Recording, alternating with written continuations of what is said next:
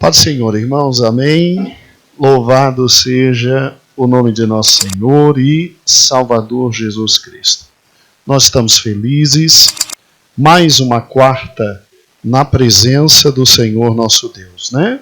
Para crescermos em conhecimento, tal como Cristo, né?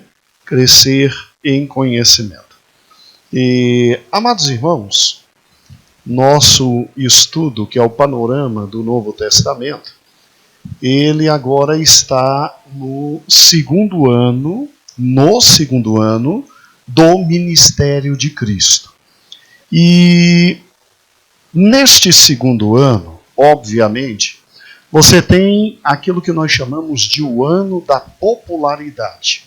O ano da popularidade é exatamente o ano em que o Senhor Jesus, ele mais pratica milagres, maravilhas, prodígios, e é o grande ano do ensino, né? É o grande ano do ensino. Nós pegamos as duas últimas aulas e nós nos envolvemos praticamente com os aspectos históricos e culturais da Galileia. Os aspectos históricos e culturais da Galileia. E, principalmente, a última aula, a questão teológica pela qual Jesus foi realizar seu ministério em Cafarnaum, na própria Galileia.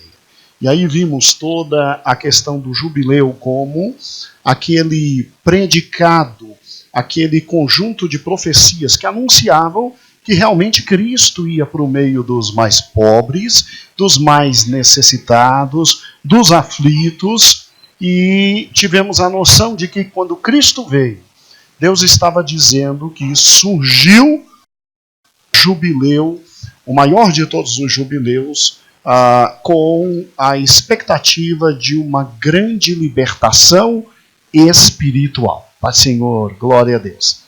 Somente para recordarmos. Vamos juntos? Todo mundo com o olho aqui, por gentileza. Recordando, vamos lá. Nós vimos uma recordação de no máximo 5 a 10 minutinhos.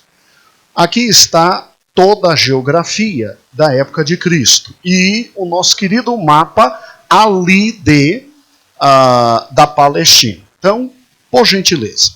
Quando Jesus começa seu ministério, Jesus, ele é morador da cidade de Nazaré, ok? E aí ele vem e desce até o Rio Jordão, para quê? Óbvio, para ser batizado por João Batista. Batizado por João Batista, ele desce ali para baixo, para o deserto da Judéia. Descendo ao deserto da Judéia, impelido pelo Espírito, a palavra de Deus diz que ele o faz em razão de quê? Em razão de ser o momento da tentação. E ali ele assume a posição do segundo Adão, aquele que nos daria vitória completamente sobre o diabo, o pecado e a morte. Muito bem, ele retorna, e quando ele retorna, nós vimos que ele é seguido pelos primeiros discípulos, que coincidentemente são discípulos também de quem? João Batista. E aí estudamos que os primeiros discípulos vão atrás dele, um anuncia para o outro, e aí Filipe anuncia para Simão, para André, André vai atrás do seu irmão Simão Pedro e anuncia, e até chegar o nosso querido e amado Bartolomeu, né? Que inclusive pergunta, mas da Galileia pode vir alguma coisa boa, né? E aí descobre que o Senhor veio. E aí, imediatamente, ele retorna para Nazaré, e retornando para Nazaré, você tem aquele primeiro momento histórico. Agora acompanhe comigo. Ainda recordando, em Nazaré, Jesus existe, ali trabalha, tem sua família, cuida dos seus, e a Bíblia diz que ele é levado por sua mãe, junto com seus discípulos, para Caná da Galileia, onde ocorre o primeiro, quê? Milagre. Tudo isso no primeiro ano. E aí ele sobe até Cafarnaum, segundo a palavra de Deus, fica ali alguns dias para poder descer a Jerusalém e no primeiro ano já ir à primeira Páscoa. Não a primeira Páscoa de Cristo, mas a primeira Páscoa dos 3 anos do ministério de Cristo. Chegou lá, quebrou o pau com todo mundo, fez a primeira limpeza do templo, e tendo feito a primeira limpeza do templo, Jesus participa da Páscoa com seus discípulos, faz a primeira purificação no primeiro momento, realiza os primeiros grandes milagres em Jerusalém, já começa a ensinar em Jerusalém, já uma multidão o segue. E aí vimos que é nesse momento histórico que ele tem a conversa com Nicodemos, onde diz, necessário te é nascer o quê? De novo. Olha que interessante. Após isso, Jesus que está exatamente aqui em Jerusalém, a palavra de Deus diz que ele vem. A palavra de Deus diz que ele vem a Cão, e ele que já está em plena fama, junto com os seus primeiros discípulos. Batizado, Jesus recebe uma notícia. Jesus recebe uma notícia. A prisão de João Batista. E aí, quando ele recebe a notícia da prisão de João Batista, e quando ele verifica e sabe que os fariseus já estão olhando para ele de forma diferenciada, o que ele faz? É momento de sair da Judéia e, obviamente, voltar para casa. Vamos voltar para a Galileia. Vimos isso. E aí você tem a conclusão do primeiro ano do ministério de Jesus Cristo. Só que quando ele volta para a Galileia, adivinha por onde ele passa? Ele passa por onde judeu não gostava de passar. Ele passa pela Samaria, ali ele encontra a mulher samaritana, e ele fica 2 dias com os samaritanos, e houve um grande despertamento espiritual naquele lugar, e aí sim, depois de 2 dias, ali com a mulher samaritana e os samaritanos, aí é que ele sobe. Agora acompanhe comigo. Jesus com a mulher samaritana, os 2 dias com os samaritanos, e aí Jesus volta para casa. Depois de 2 dias, ele sai da cidade, vai lá para Caná, e chegando em Caná da Galileia, tem o registro do segundo grande milagre de Cristo, que foi a cura do filho do funcionário do rei. E ali, imediatamente após curar, ele volta para sua casa, Nazaré, de onde ele é expulso. Porque ele chega na sinagoga de Nazaré, abre o livro de Isaías e diz, o Espírito Santo está sobre mim e me ungiu para profetizar e levar a libertação e etc. Aí ele se diz o próprio Cristo. Resultado, quiseram matá-lo. Como já expliquei para os irmãos, se ele não tem uma completude física muito forte, porque era carpinteiro, tinham arremessado Jesus daquele monte. Jesus tinha morrido. Mas, como ele era forte, consegue sair daquela multidão e ele, por livre e espontânea pressão, ele se muda para Cafarnaum. Então, veja, ó, aqui está Nazaré e ele vem para cá. Se muda para Cafarnaum e se estabelece em Cafarnaum. Olha que interessante. Estabeleceu em Cafarnaum, você tem o início do grande ano da popularidade, que equivale ao segundo ano do ministério de Cristo. Olha que interessante. Em Cafarnaum ocorre aquele fenômeno da pesca milagrosa, ok? Os discípulos estavam pescando, porque até esse momento os discípulos não tinham um vínculo forte com Jesus Cristo. E aí Jesus chega e pergunta, pegaram alguma coisa? Ó, não pegamos nada. Então volta. Ó, só vamos voltar porque foi o Senhor que mandou. E aí veio tanto peixe, que tem toda aquela passagem linda que nós vimos, e tem Pedro simplesmente se ajoelhando diante de Cristo e pedindo, aparta-te de nós, porque nós somos pecadores. E depois dessa pesca maravilhosa, Jesus, pela segunda vez, chama os discípulos, e agora sim, eles deixam tudo para estar com Cristo 24 horas por dia. Estudamos tudo isso. E olha que interessante. Aí ele entra na sinagoga de Cafarnaum, e na sinagoga de Cafarnaum ele faz o que ele faz em todas as sinagogas, ele ensina o evangelho do reino, tem um lindo exorcismo ali de alguém que está endemoniado, e exatamente aqui nós paramos. E vimos que, lendo junto Mateus, Marcos, Lucas e João, o primeiro texto diz que após este grande milagre, simplesmente traziam da cidade todos os enfermos e Jesus a todos curava. Aí vimos em outro texto de Mateus, Marcos, Lucas e João, que não vinha somente de Cafarnaum, mas das cidades circunvizinhas. E aí o outro texto que está no outro evangelho já dizia que vinha das outras o quê? Regiões. E por fim, o último texto que lemos dizia que vinha era de outros países. A fama dele corre por todas as partes. Jesus agora tem um aglomerado, uma multidão em cima dele, e Jesus os ensina e cura todas as o quê? Enfermidades. Nós paramos historicamente exatamente aqui. E olha que interessante. Quando você pega a palavra de Deus, você tem que considerar agora um fato fundamental. A Galileia. Olhe para cá, meu irmão, por gentileza, olhe para cá. Preciso de toda a sua atenção. Aqui embaixo, ó, vou voltar de novo, fazer de novo. Aqui embaixo nós temos a primeira e mais importante região na época de Cristo. Essa região era chamada de Judeia. Aqui estava o templo, aqui estava o centro administrativo e político, ou seja, aqui estava Jerusalém, exatamente ali. Aqui estava o maior índice de riqueza e prosperidade do país, e aqui estavam as mais importantes cidades com as mais importantes culturas na época.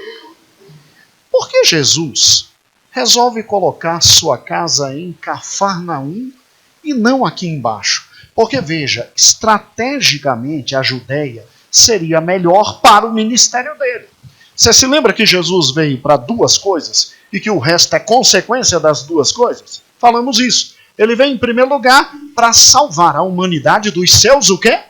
Pecados. E em segundo lugar, para fundar a sua igreja. Então, em olhos humanos, vendo humanamente, esse era o local. Mas ele não olha para cá.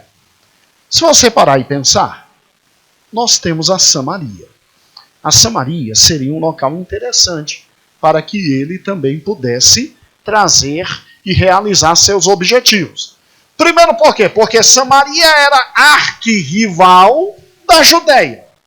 Quando houve a divisão do reino do norte e do reino do sul no Velho Testamento, Jeroboão, que era o comandante que rachou com Roboão, filho de Salomão, porque o reino só não foi dividido com Salomão por amor a Davi. Aí o que acontece? Jeroboão, o general, ele simplesmente pega tudo isso aqui para cima, as 10 tribos, deixa só 2 tribos aqui com o filho de Davi, no caso o neto, pega tudo aqui em cima e em Samaria ele coloca a capital do reino do norte. Em Samaria. Samaria seria um local interessante também para Jesus estabelecer sua moradia. Agora, Jesus também não olha para Itureia, outra região. Jesus não olha para Decápolis, outra região. Jesus não olha para Pérea, outra região. Pastor, só lembrando, o que é região mesmo? É como se hoje fossem os estados.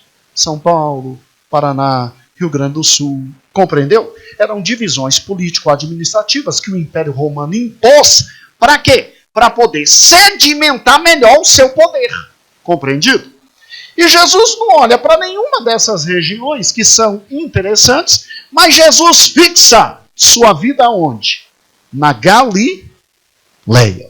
E aí nós ficamos 3 aulas respondendo por que Jesus se fixou lá. 3 aulas. analisamos politicamente, economicamente, socialmente e teologicamente, porque Jesus fixou-se na Galileia. Mas é necessário aprofundar um pouquinho mais, meus amores. Por quê? Porque se você parar e pensar, no ministério de Cristo de 3 anos, alguns dizem 3 anos e meio, a Galileia é o local onde Jesus fixa sua residência. Exatamente aqui, em Cafá, porque ele foi expulso de Nazaré. Segundo lugar, na Galileia, ele exerce mais de metade do seu ministério. Pastor, ele não descia para cá, não? Descia. Jesus andava isso tudo aqui. Mas Jesus só descia daqui para cá, você se lembra? Na época das grandes festas. Então o que ele fazia na época das festas? Descia para cá e já vinha pregando o evangelho. E quando voltava, voltava pregando o evangelho. O centro dele era realmente aqui. Simplesmente a maioria do seu tempo é investido na Galileia. Agora pense comigo. Dos 12 discípulos de Cristo, só um, Judas, é que era daqui, da Judéia. Judas Iscariotes, uma cidade pequenininha aqui, do lado de Belém. Todos os outros são de onde? Da o quê? Galileia. Agora pense. Dos 33, ou quem acredita que foram 35 milagres, dos 33, no mínimo 18 ocorreram aqui. Então essa é uma região, Ruth, muito importante. Muito importante. Por todas aquelas razões que vimos. E é uma região que, na parte norte, tinha acesso aos povos mais economicamente evoluídos da época. Olha que interessante, olhe para cá. Quando você pensa nisso, você verifica que o Mar da Galileia, então, tinha uma força econômica, política muito grande, pelas razões que nós já vimos. É só voltar nos vídeos que você encontra tudo, já está tudo no YouTube. Agora raciocine comigo. Pensando nisso, olhe para cá, para a Galileia. Eu agora ampliei, aqui está a Galileia. Ok? Olhe para a Galileia e pense comigo. Em primeiro lugar, os dados geográficos. Quando você olha para essa região, ela tem 64 quilômetros de norte a sul. É isso aqui, ó. Norte a sul. E ela tem 40 quilômetros de leste a oeste. Isso aqui, ó. Leste a oeste. Quando você pensa numa região como essa, você vê que é uma região geograficamente com disparidades muito grandes. Porque a parte norte dela, esta parte aqui, ó, era montanhosa. Tinha muitos montes, portanto, pouca população e mal distribuída. E a parte sul, que é a parte onde todo mundo queria ficar, porque estava perto do Mar da Galileia, é onde se concentrava um número maior de quê? Pessoas. Daí porque Jesus vai para Cafarnaum, que é praticamente ao lado. Então, toda vez que você estudar a Galileia, lembre-se que, não obstante, pequena região, muito menor que a Judéia. Muito menor que a Judéia. Ela tinha, no mínimo, 240 cidades e vilas. Por isso que nós vimos que Jesus chegou a pregar em mais de 200 sinagogas. Porque ele não parava de anunciar o reino. Quando você estudar, aqui está agora o mapa da Galileia, na época de Cristo, muito maior. A Galileia é dividida assim, irmãos, ó. A parte mais essencial e fundamental, que fica do lado do Mar da Galileia, e daí a Galileia, parte sul, está vendo aqui? Onde estão as principais cidades, e a Galileia, parte norte, aonde fica o maior número de montes, distante do Mar da Galileia, mas para onde Jesus andava muito pregando e ensinando nas sinagogas. Olha que interessante. Na parte sul da Galileia, é onde estavam as mais importantes cidades. Se não, vejamos, Nazaré, onde Jesus foi criado e expulso. Obviamente, Tiberíades. E a mais importante para a gente agora, Cafarnaum. Ok? E daí Jesus se concentrar aqui, além de todos aqueles motivos que vimos, por uma razão extremamente simples. Absolutamente simples. Daqui ele poderia retirar o maior proveito possível, porque o seu evangelho seria bem mais rapidamente aceito aqui, porque aqui estavam os discípulos de João, que tinham sido preparados para a vinda do Messias, e ele aproveita o trabalho de João e só pega aquilo que João sedimentou e toca para frente. É uma questão de estratégia. Se eu tenho pouco tempo, eu vou pegar o trabalho do meu antecessor e vou botar para frente. Isso é simples. Agora, olha que fantástico. Quando se olha para essa região, pense comigo.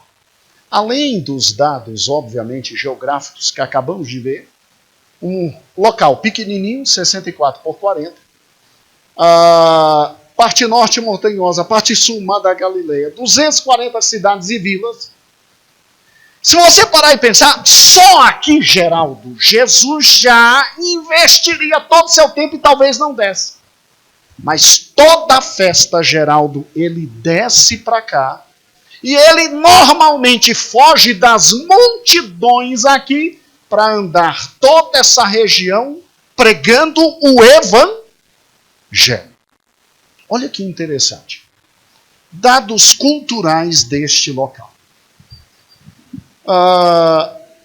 Quando Israel entrou e Josué entregou esta região aqui para Naftali e Zebulon. Naftali e Zebulon.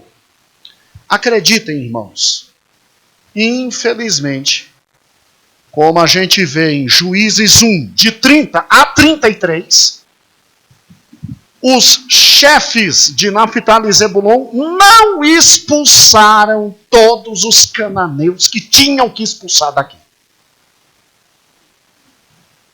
É mole. Deus manda fazer e o indivíduo pegou as melhores cidades, ficou tranquilo, as pequenas cidades deixaram os cananeus. Aí, Iraci, olha o problema que traz. Você já tem uma certa miscigenação, o quê? Cultural. Aí vamos juntos. Segundo problema dessa região. Salomão não construiu o templo? Salomão não pegou do rei de Tiro madeira de primeira para construir o templo? O rei de Tiro olhou para a cara de Salomão e disse assim, olha, está faltando dinheiro para me pagar. Sabe o que Salomão fez? Salomão, que estava aqui embaixo, feliz em Jerusalém, olhou aqui para cima e disse, meu amigo, terra de Zebulon, Naftali. Ele pega 20 cidades e ele dá como pagamento para quem? Para o rei de Tiro. O que o rei de Tiro vem? Traz estrangeiros, funda cidades estrangeiras ali para ganhar dinheiro. Sorlene, pensa comigo. Já era ruim porque não tiraram todos os cananeus. Piorou agora com quem? Com o pessoal de Tiro. Olha que interessante, 20 cidades, ele deu. Assim, deu. Miscigenação cultural maior ainda. Calma que o pior ainda vem. Em 730, quem invade a parte norte todinha e leva a parte norte toda, depois do reino estar dividido? Os assírios. Os assírios levaram a parte norte aqui todinha, porque Jerusalém cai em 583, com Nabucodonosor. Quando os assírios levaram, olha o que os assírios fizeram. Os assírios levaram, deixaram o que havia de pior na população e ainda mandaram o que havia de pior da Síria para cá, para roubar os pobres israelitas.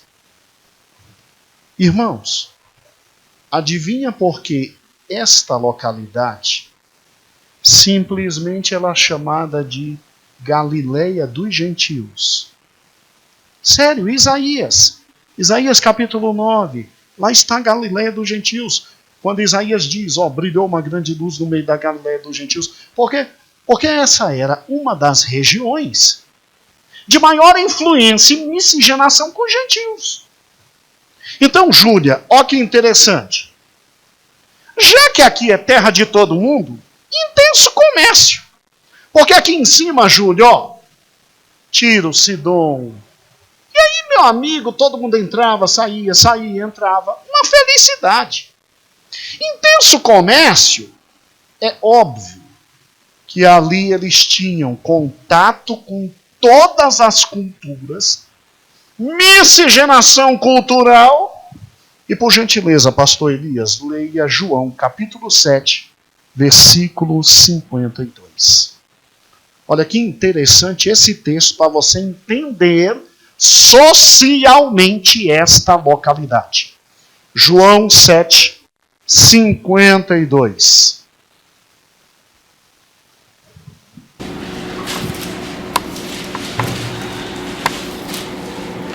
Eles responderam: és igualmente tu, Galileu? Procura e verás que nenhum profeta se levantou na Galileia. Estavam pensando em matar Jesus em João 7. Quem se levanta para defender Jesus? Nicodemos. O pessoal chega e diz assim, ei, vem cá, que piada é essa? Tu é também Galileu? Vem alguma coisa boa da Galileia? Tu já viu o profeta vir da Galileia? A Galileia é só porcaria, meu amigo. Você está maluco de defender o Galileu? Olhe para cá, olha que fantástico isso. É em razão disso, irmãos, que você tem como fato político o que está ali do lado. Olha o que significa a palavra Galileia. Significa círculo, anel. Ou seja, significa um distrito ou uma região. Você sabe por que o pessoal aqui de baixo levava a sério a Galileia e não humilhava mais ainda os galileus? Porque aqui está o quê? O que está aqui, gente? O que está aqui? O mar o quê? O mar morto. Não dá nada. É morto. Ou seja, parte da economia pujante vinha do mar da Galileia. Por isso que se levava a sério esse povo. É sério, irmãos. Pessoal aqui do sul olhava o pessoal do norte e dizia gentinha. Gentinha. E o que é interessante é isso aqui, ó. A região ficava cercada de povos gentílicos e passou a contar com uma população mista e diversificada, o que era causa de desprezo dos judeus, mas, entre aspas, puros do sul da o quê? Palestina. O último motivo pelo qual Jesus escolhe a Galileia é porque ele estava dizendo que veio para salvar toda a humanidade. Esse é o último motivo. Jesus queria ser chamado de Galileu. Jesus queria, de alguma forma, ser visto, identificado, corroborado como aquele que se misturaria com absolutamente todos. Com completamente todos. Não obstante, de vez em quando, ele bater de frente com alguém que não era judeu. Tal como aquela pobre mulher que veio pedindo por sua filha, e Jesus olha para ela e diz, não é lícito dar o pão a cachorrinhos. E a mulher tem tanta fé que diz, olha, cachorrinho também come e dá migalha que cai da mesa de quem? Olha a fé dessa mulher. Jesus disse, volta para casa, tua filha está curada. Mas a última razão, irmãos, é a razão social. Jesus queria ser visto como aquele que viria salvar todos. Eu, quando paro e penso nisso, eu penso que realmente para Deus nada é impossível. Porque você pegar uma região como essa aqui, ó, e olhar para uma região como essa, e investir a maioria do seu ministério, e pegar dali a maioria dos seus discípulos, e simplesmente dizer que o Deus de todo poder e graça desce para viver num local como aquele. Amados irmãos, Deus estava dizendo que realmente veio salvar a todos. A absolutamente todos. Agora raciocine comigo, olha que coisa linda isso aqui. Ainda tem a questão política. Isso é que eu quase não entendo em Cristo. Meu Deus do céu, tinha local mais fácil para ele ir. Tinha local mais fácil para ele ir. Mas Jesus é Jesus, né? Aqui está o mapa político. Herodes morreu. E Herodes conseguiu matar a maioria dos seus filhos. Deixou só 3 vivos. Olha que pena. E aí o que acontece? O reino de Herodes é dividido. Aqui, ó, ao sul, Arquelau. Aqui, ó, Galileia. Galileia está aqui. Quem é que está governando? Antipas Herodes. E o seu outro filho, Filipe. Vamos ser francos. Conhecendo cada um dos Herodes. Vamos ser francos. Arquelau é um inútil. Arquelau é um débil mental. Arquelau é um imbecil. Tanto é imbecil que o Império Romano teve que mandar Pôncio Pilatos e pegar Arquelau e jogar no exílio. Aí este ponto inteiro aqui, porque o pai, Herodes o pai, governava sobre tudo. Que Pôncio Pilatos teve que fazer? Teve que vir para cá, porque Arquelau não estava conseguindo segurar todas as revoltas dos judeus. Politicamente, Jesus tinha que estar em Jerusalém, né? Onde só tinha sangue puro. Não havia mistura. Ali estava o trono do seu pai, mesmo que jogado. E o melhor, onde estavam as melhores escolas teológicas. Os 2 grandes rabinos da época de Cristo lá estavam, com as 2 grandes escolas teológicas. E o mais importante, se aqui você tem o próprio Império Romano regendo, porque Arquelau é retirado, vem Pôncio Pilatos. É lógico que a segurança é muito maior. Convenhamos, a segurança é muito maior. Mas Jesus veio para a salvação e Jesus escolhe uma das regiões mais difíceis de estar, porque Antipas só queria dinheiro, mulher e festas. Porque Jesus trouxe a parábola do bom samaritano. Alguém desce e é arrebentado pelos bandidos. Porque aqui está a região mais sem lei da época de Cristo. Irmãos, não é brincadeira quando se diz lá onde a sombra fazia o quê? A luz da morte era a realidade. Irmãos,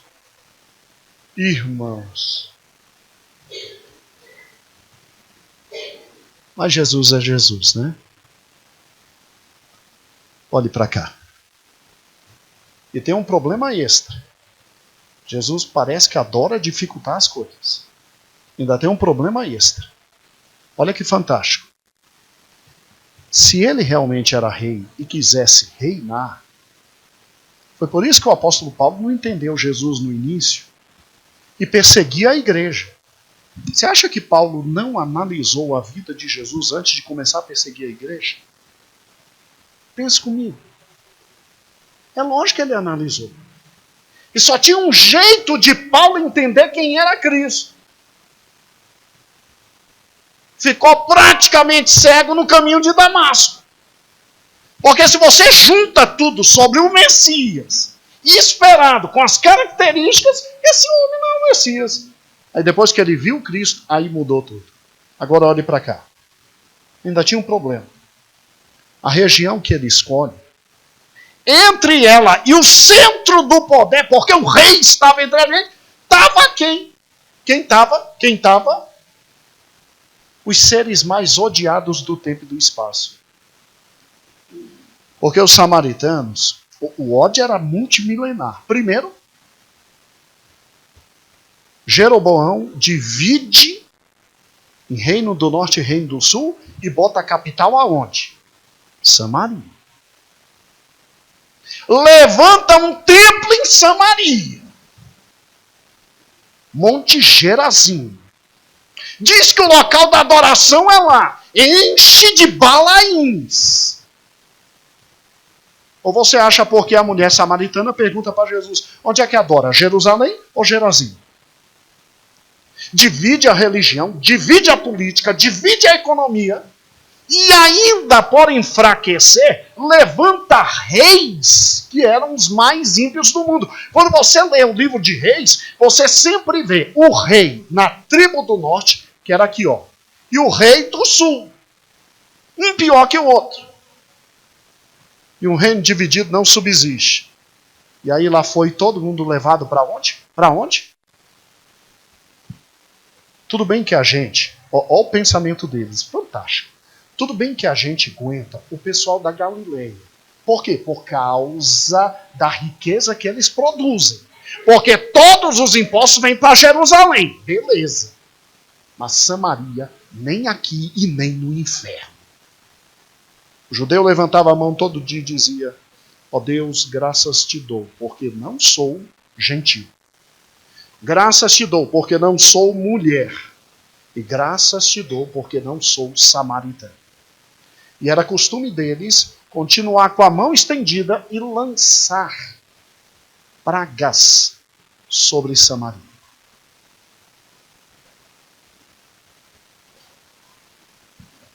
Irmãos, tinha a possibilidade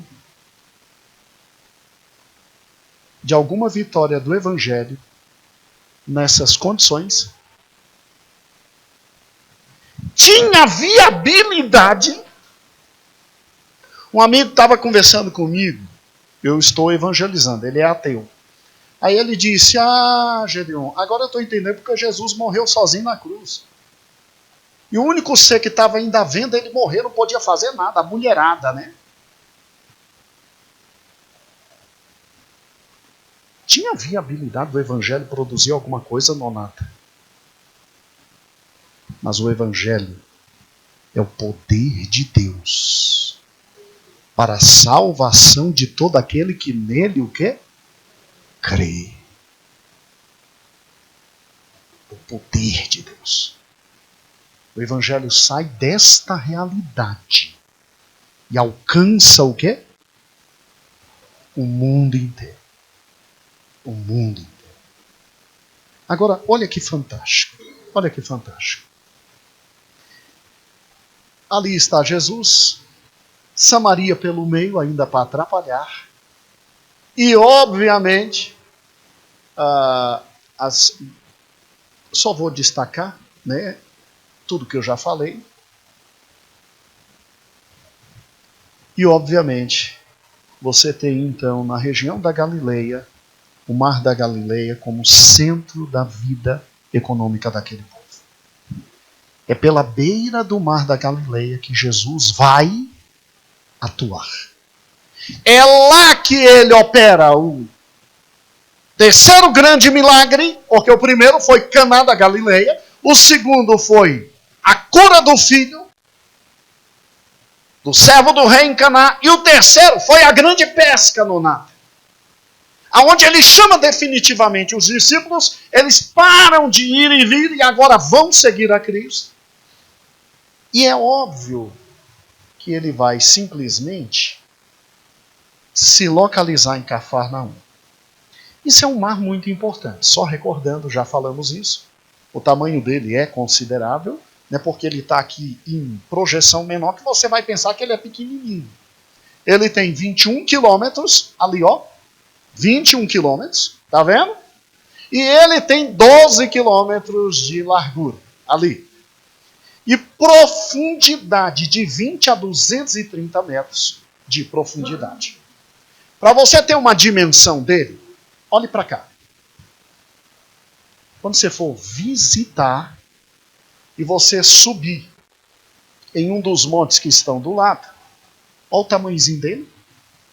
Quer ver uma projeção maior? Olha aqui. Está vendo o tamanho da criança? Essa imagem eu gosto muito. Está vendo aqui o carro? Está vendo aqui a estrada? Está vendo o tamanho da criança? Sim, daqui para Taguatinga, 21 quilômetros. Olha aqui, ó, a estradinha, olha o tamanho disso. Sentiu o tamanho da criança? Vamos juntos. Para você ter uma ideia de onde Jesus estava. Aqui Cafarnaum, aqui Betsaida, aqui um monte onde Jesus pregou para a multidão. Bem-aventurado, bem-aventurado, bem-aventurado, bem-aventurado. Amados irmãos, bonito local, né? Voltando. Olha agora para cá, por gentileza. Cafarnaum é a cidade estratégica de Cristo nessa proposta suicida de ministério. Jesus escolhe o último local que poderia escolher. A última localidade que poderia escolher. E escolhe uma cidade que a descrição dela não é muito bonita na palavra de Deus. Compreenda comigo, ali está Cafarnaum, ok? Olha que interessante. Cafarnaum provavelmente era a cidade onde moravam também o apóstolo Pedro e o apóstolo André. Local onde Jesus também vai chamar Mateus e a maioria dos seus discípulos. Pedro e André eram naturais daqui, ó, de Betsaida, mas como Cafarnaum tinha maior viabilidade para a indústria pesqueira, os dois se fixaram aqui. E o que é interessante é que Jesus imediatamente, já eu entro nisso, Jesus imediatamente depois que faz a pesca milagrosa e chama os discípulos e faz muitas curas, o quarto grande milagre dele foi a cura da sogra de quê? De Pedro. Aonde? Em Cafar. E a mulher era querida, viu? Pedro era querido. Os dois conhecidos. Porque a Bíblia diz que a multidão triplicou. A multidão aumentou. Olha que interessante. Eles eram empresários do ramo pesqueiro, como nós já vimos. Quando você olha para Cafarnaum, aqui está uma rápida foto da sinagoga onde Jesus ensinava, conforme vimos na última aula. O nome Cafarnaum significa Vila de Naum, e lá se tinha uma alfândega, porque tinham que pagar o imposto de renda. Alfândega, imposto de renda. E adivinha quem estava na alfândega? E é chamado por Cristo. E larga tudo, ainda faz uma festa e chama os amigos tudinho para dizer que é novo convertido e está deixando tudo para viver com Cristo. Um dos homens mais importantes que tivemos na palavra de Deus. Um intelectual de primeiro. Um homem chamado Mateus. Mateus. Olhe para cá. Era uma cidade importantíssima economicamente, porque lá tinha uma centúria romana. Ou seja, lá tinha soldados para garantir a paz e a ordem. E a descrição era que era um local onde a morte fazia sombra, mesmo a centúria romana. Local que eu quero que os irmãos vejam, porque um dia o Senhor vai dar a oportunidade para todos nós visitarmos Cafarnaum. Está vendo isso aqui? Ó? Isso aqui são os restos da sinagoga de Cafarnaum, e abaixo dela escavações são feitas, porque abaixo dela está a sinagoga aonde Jesus pregou. Tá? Essa aqui já é uma sinagoga construída um período depois. Olha que interessante. Aqui é um centro turístico muito importante, porque olhe para cá. Aqui está a sinagoga, onde Jesus ensinou. Aqui, uma construção arquitetônica, porque eles acreditam aqui, que aqui embaixo está a casa de Pedro, onde Jesus realizou o milagre da sogra de Pedro. Olha que interessante, ó. E eles têm base histórica para isso. Nós fizeram aqui um monumento em homenagem ao apóstolo Pedro. E aqui, aquele local redondo, eu aproximei, ó. Como que é dentro? Tá vendo aqui, ó? Os quartos, cômodos. Aqui seria o que nós acreditamos ser a casa de Pedro, onde se tinha a sogra acamada. Alguns dizem que ela estava com tifo e Jesus a curou milagrosamente. E aí na parte de cima, olha aqui, ó. Tá vendo que em cima tem uma outra construção? Na parte de cima, eles colocaram como se fosse um mini templo. Aí você desce aqui as escadas, ó, e vai para aquilo que eles chamam de a casa de Pedro. E aqui, local de reunião, porque aqui é um local de peregrinação muito grande. Muita gente vai lá. Então, se você parar e pensar, Cafarnaum é a principal das cidades para o ministério de Cristo. Mas também, importantíssima, é Betsaida. Aqui, ó, Betsaida. Então, quando nós formos estudar cada um dos milagres e o caminho de Cristo a partir da semana que vem, aqui está Betsaida, ó, Cafarnaum bem aqui. Você se lembra do mapa, que você não vai se esquecer. Eu estou lhe ordenando, não esqueça o mapa. Cafarnaum e o quê? Betsaida. E Betsaida, irmãos, ela foi uma construção feita pelo filho de Herodes em homenagem a uma filha do imperador romano Júlia. Betsaida Júlia, daí o nome. E ficava a noroeste do mar da Galileia. A cidade foi construída por Filipe, filho de Herodes o Grande, e seu nome é uma homenagem à filha do imperador romano Augusto. Foi perto de Betsaida que Jesus realizou a multiplicação que alimentou 5.000 pessoas. Olha que interessante. A terceira e última cidade importante aqui é Tiberíades, ali embaixo. Ó. Tiberíades. Inclusive, muitos historiadores dizem que talvez fosse aqui que estivesse a filha de Jairo. Olha que interessante. Tiberíades ficava situada ali embaixo e foi construída por Herodes Antipas em nome e homenagem a Tibério César. Tibério César. E ali era muito importante porque, além de uma cidade com produção pesqueira muito grande, ali se tinha grande fonte de água mineral. Grande fonte de água mineral. Os judeus odiavam essa cidade porque ela era dominada pela cultura, o quê? Grega. Preste atenção.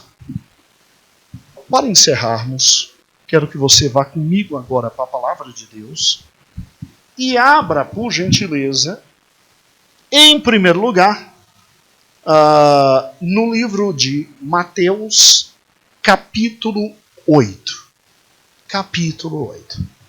Nós vamos ler agora, e você vai ver que à medida que você agora vai lendo, vai te vindo à mente todos esses fatos geográficos. É muito interessante isso. Em Mateus capítulo 8, versículo de número 14, você tem o quinto grande milagre de Cristo, que é quanto à sogra de quê? Vamos ler juntos. Mateus 8, versículo 14 diz assim: Entrando Jesus na casa de Pedro, viu a sogra deste na cama, com febre, Tomando-a pela mão, a febre a deixou, e ela se levantou e começou a servir. Qual foi a consequência desse milagre? Pedro era alguém muito conhecido, irmãos. A sogra dele, alguns historiadores diziam que era muito querida. Muito querida. A consequência foi, versículo 16. Ao anoitecer, foram trazidos a ele muitos o quê? Endemoniados. E ele os expulsou. Expulsou os espíritos com uma palavra e curou todos os doentes. E assim se cumpriu o que fora dito pelo profeta Isaías. Ele tomou sobre si as nossas enfermidades e sobre si levou as nossas o quê? Doenças. Lindo texto, né? Agora, olha como o evangelho é fantástico. Vá comigo agora para Marcos. Eu quero que você comece agora a ler a Bíblia comparando os evangelhos como a gente está fazendo desde a primeira aula no início do ano. E parabéns aos irmãos que puderam estar conosco desde o início. Os irmãos que não puderam, todo estudo está no YouTube. Todo estudo está no YouTube. E é PBC, aí está lá, Panorama do Novo Testamento. Vem tudinho. E é uma delícia, né? É uma delícia. Júlia, Marcos capítulo 1. Vamos lá? Vamos ver os detalhes riquíssimos que Marcos nos traz. Marcos 1 e 29. Marcos 1 e 29. Logo que saíram da sinagoga, foram com Tiago e João à casa de Simão e o quê? Então Marcos acrescenta uma informação. Saíram da sinagoga, foram com Tiago e João à casa de quem? André e Simão, os dois irmãos. Eram 4 os discípulos que já acompanhavam Cristo agora. A sogra de Simão estava de cama, com febre. E falaram a respeito dela de Jesus. Isso já não está no outro. Então foram os discípulos que foram atrás e disseram, vamos lá. Então ele se aproximou dela, tomando-a pela mão, ajudou-a a levantar-se. Detalhes que não estavam no outro. Então Jesus chega carinhosamente àquela senhora, pega pela mão, ajuda a levantar, e a mulher já levanta com todo o gás e já vai fazer o que toda boa mãe faria ao ver um filho. Comida. Comida. Né? Ato de gratidão da mulher por Cristo. Tê-la curado, talvez, de uma tifo. Tifo. Eu me lembro meu pai dizendo que teve esta doença. Eu me lembro que ele descrevia da seguinte forma. Chegava às 5, 6 horas da tarde. Um frio muito grande, um tremor muito grande, uma febre muito grande, com dores enormes. Isso eu me lembro. Até que Jesus também o curou. Agora olha que interessante. Versículo 32. Ao anoitecer, depois do pôr do sol, engraçado como um acrescenta, né, o outro. O povo levou a Jesus todos os doentes e endemoniados. Toda a cidade. Marcos é exagerado, né? Isso aqui é linguagem, tá? Não acredito que é toda a cidade, é linguagem, tá? Toda a cidade se reuniu à porta da casa. Casa de quem? De Pedro. Casa de Pedro. E Jesus curou muitos dos que sofriam de várias doenças. Também expulsou muitos demônios. Não permitia, porém, que estes falassem, porque sabiam quem ele era. Por algum motivo, Jesus não permitia que os demônios dissessem a verdadeira identidade dele. Veremos esse motivo daqui a 4 aulas. Agora vá comigo para Lucas. Porque Lucas ainda tem mais detalhes e mais riqueza. Lucas capítulo 4. Vê que lindo. Lucas capítulo 4.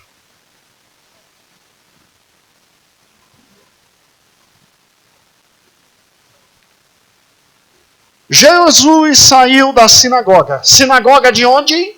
De Cafarnaum. Jesus saiu da sinagoga e foi à casa de Simão. A sogra de Simão estava com febre alta.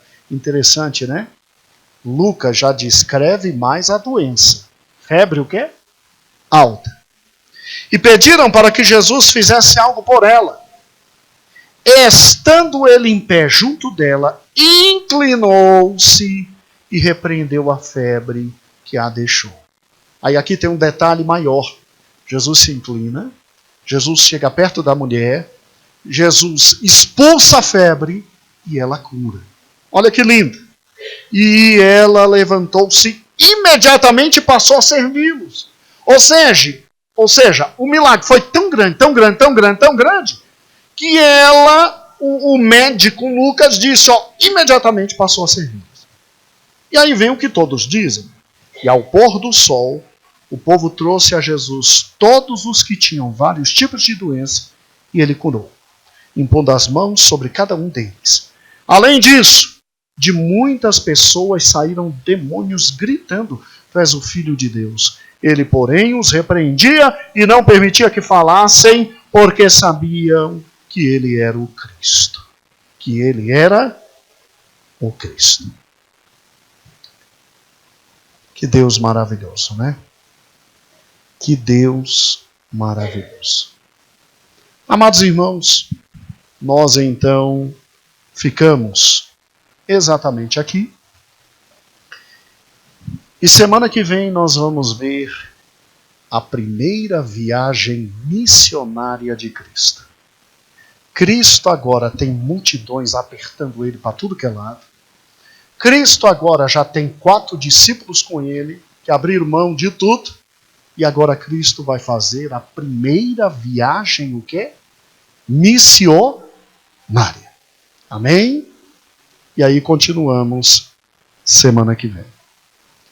Senhor Jesus, muito obrigado pela tua palavra.